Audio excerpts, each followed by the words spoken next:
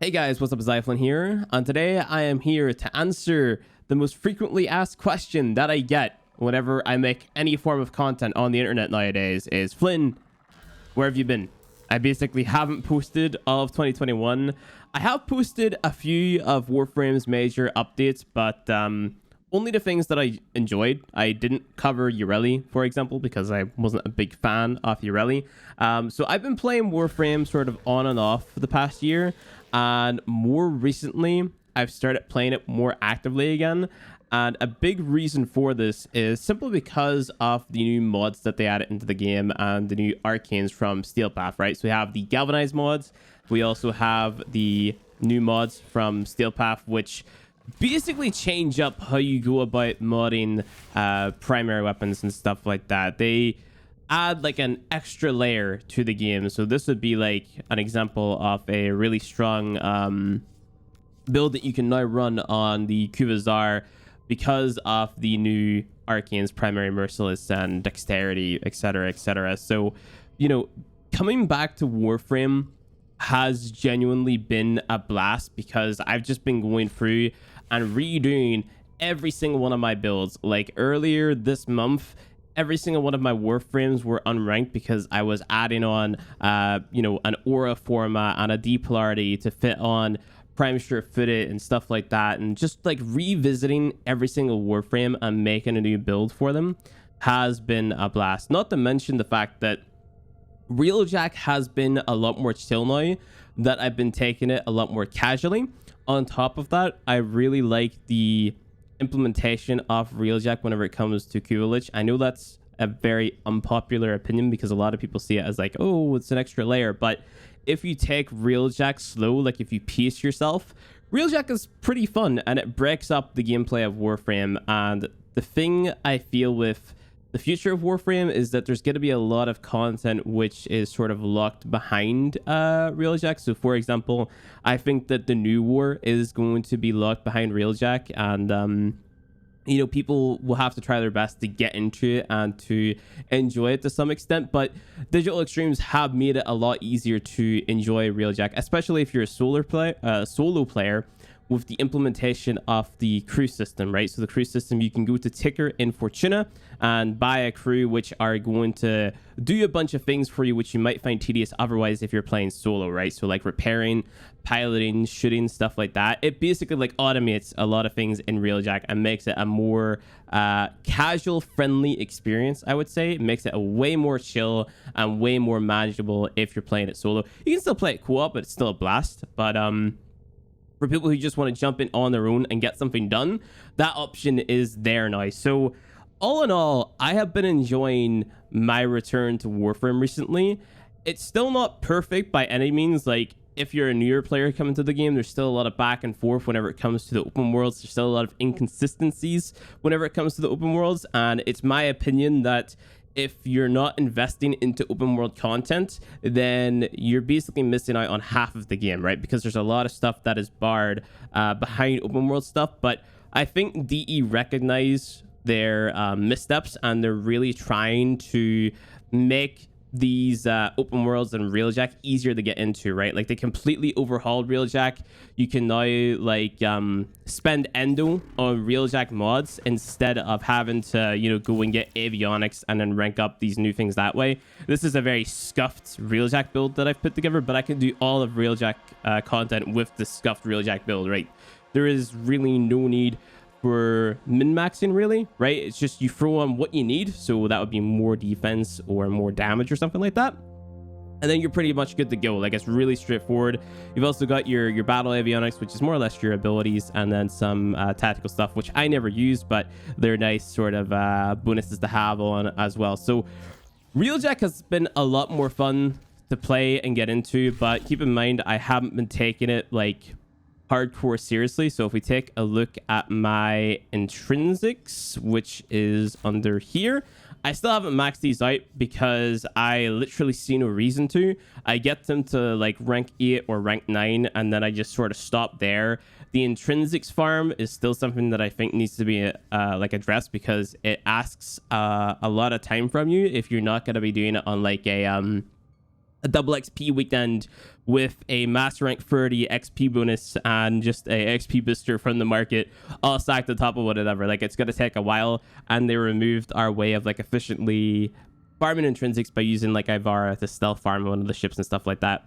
You can do like a survival or defense mission in Railjack now, because what they've done is they have made it in a way where you have your Railjack portion of a Railjack mission, and then you have your Warframe on foot or in ship type mission, right? So you basically do the Railjack portion, all the players stand in a portion on the big enemy ship, and then you go in and you do a defense or survival. It isn't as fluid as we were led to believe from the TennoCon trailers, but it is there, and it is all right. It's not terrible.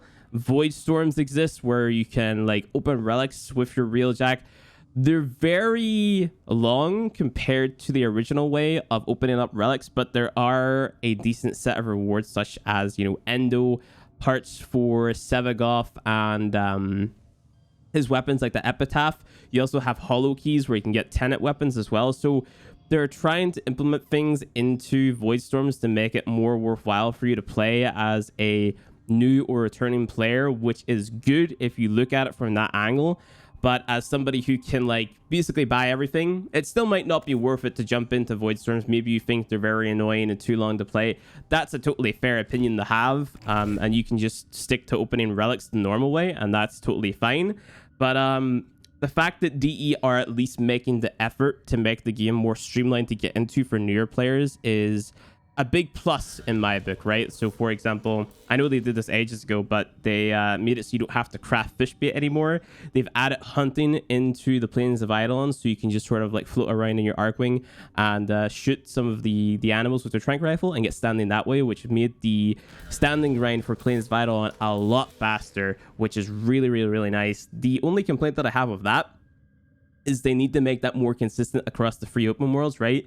We should have one consistent hunting system, so I think the animals should just randomly spawn around Fortuna and we can go and shoot them with the trank rifle instead of having to go through the echo lure and you know, find the poop, you know, follow the tracks and go to the nest and then use the echo lure and all that there type of stuff. And then Heart of Deimos is even worse for it, because like you can run around and you can hunt and get animals that way for certain things. But then if you need like a specific type of animal, you need to go through the whole echo lure process, and then you need to get another item on top of that to use before you use your echo lure to spawn in or have a better chance of spawning in this rare type of animal, right? So if they wanted to streamline hunting to make it easier to farm standing across the free open worlds, that would be amazing as well.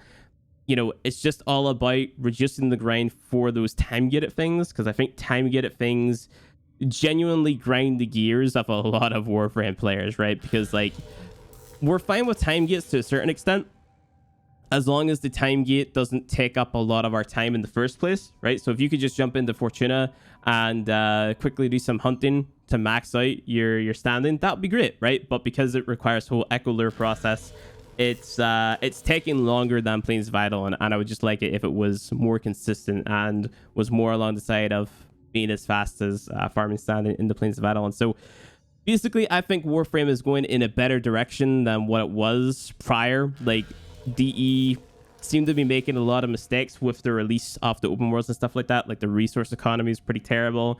Whenever they released Railjack, you know, we had the whole waiting a week before you could even access your Railjack, and then the resource dump that was, just the amount of time that it took and the amount of time that it took you to farm intrinsics. It wasn't the best first impression, but as a player, all the changes that DE have made, I can see that they are making a decent effort at trying to make these grinds less and less and less. They still make mistakes here and there, 110%, but there definitely is more of an effort to reduce grinds in areas where it shouldn't need to be super grindy. So basically, this is an announcement video to announce that I am coming back to covering Warframe content on a consistent basis again. I've got a lot of videos lined up for you, and honestly, they are some of the best videos that I have ever made, right? So this sort of like prolonged break that I took from the game did me good, right? Like, I have been just making a ton of content. Beginner guides are happening in 2 days, and if you want early access to all of the videos that I'm going to be making, I now have a Patreon as well, so you can go and support that. And the minute that I get a video ready, the video is going to be uploaded to Patreon for your, you know, enjoyment to watch it. But then on YouTube, we're going to have like a scheduled schedule for content and stuff like that. So yeah, we're back in full force, guys. Expect Beginner's Guide 2021. Expect a bunch of new builds. I know I made some builds at the start of the year, but I've improved those builds now and they're a lot better. So yeah, I've been having fun with Warframe. I'm gonna have a video coming out, you know, answering the question like, is the game worth getting back into? So hopefully you guys enjoy that. That's gonna come out tomorrow as well, or you can view it now with early access over on Patreon. But yeah, thanks for watching this video, guys. Like the video if you liked it. Check out the Patreon, link is in the description below. Subscribe for more Warframe content, and I will see you guys in the next video.